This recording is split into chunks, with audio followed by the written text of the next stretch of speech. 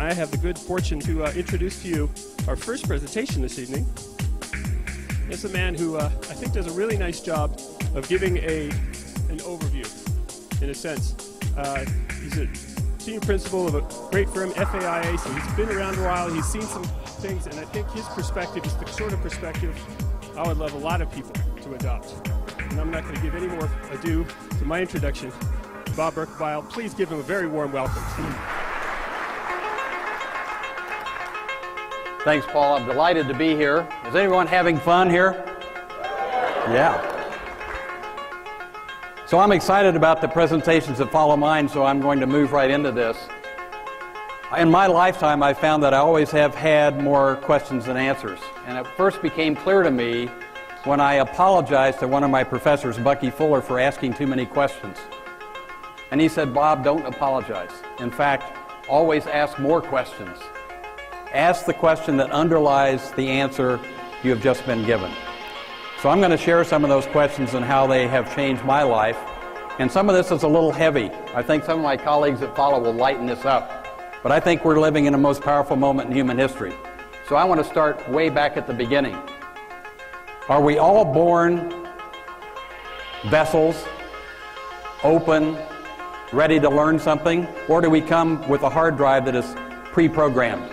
And how can we look this beautiful when we've just had the enormous experience of being extruded from a dark, warm, safe place to a cold world of stainless and hot lights?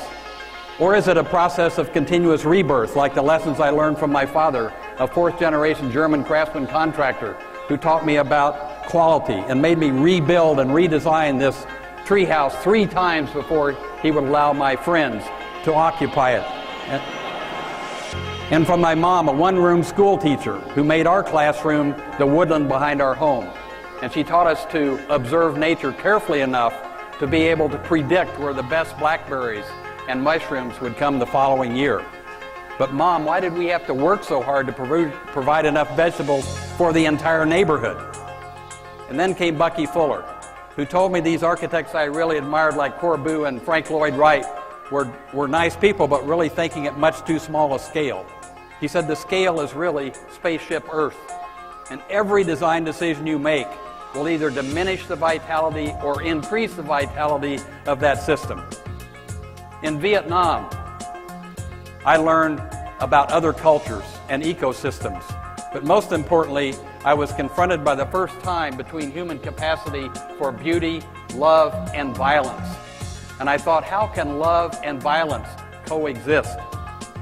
And I took those questions back to my roots in the heartland of America, thinking that might be the best environment where I could seek answers to these questions, in the landscape I most understood, among the people I most understood.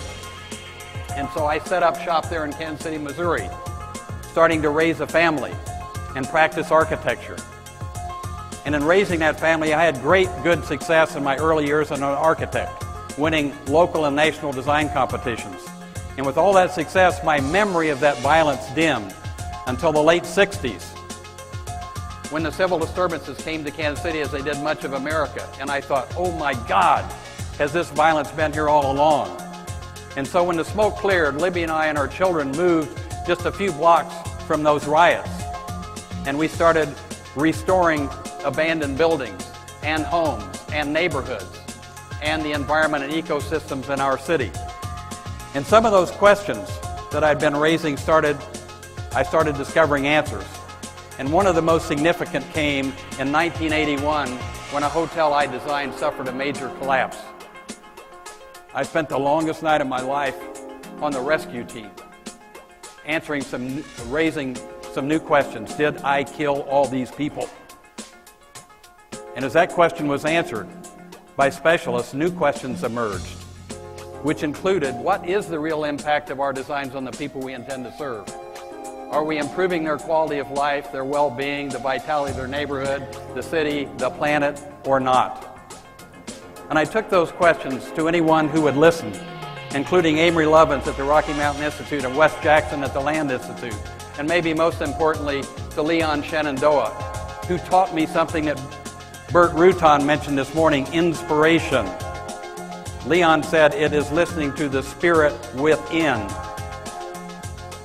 It was that inspiration that led to the AI National Committee on the Environment and to the greening of the White House and to the creation of the U.S. Green Building Council and the LEED rating system, which has done more to transform the design and construction industry than anything else in my lifetime by a factor of at least 5.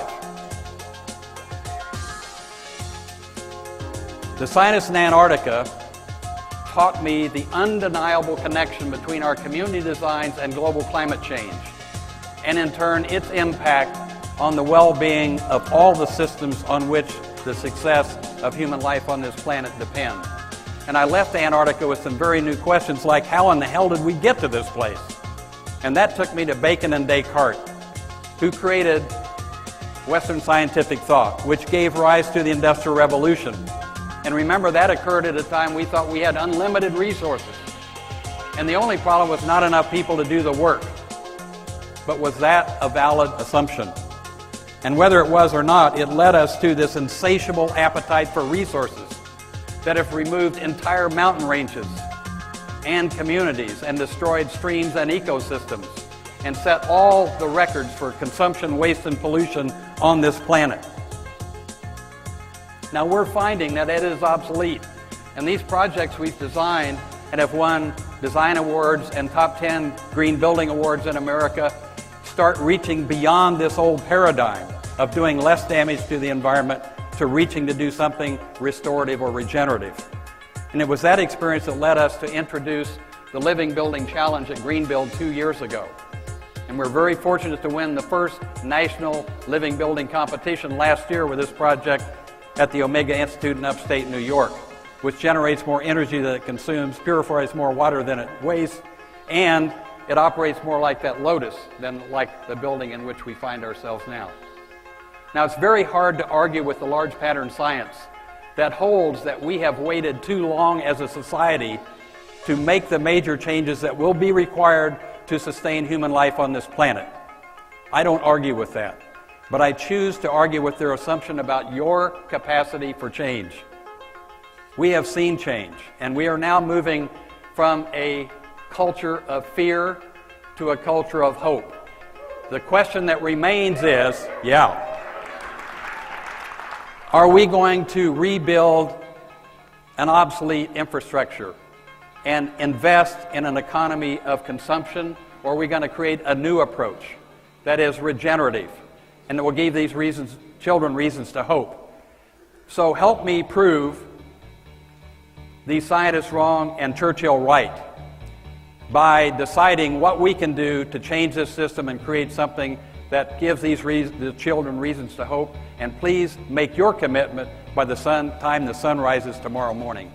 Thank you very much.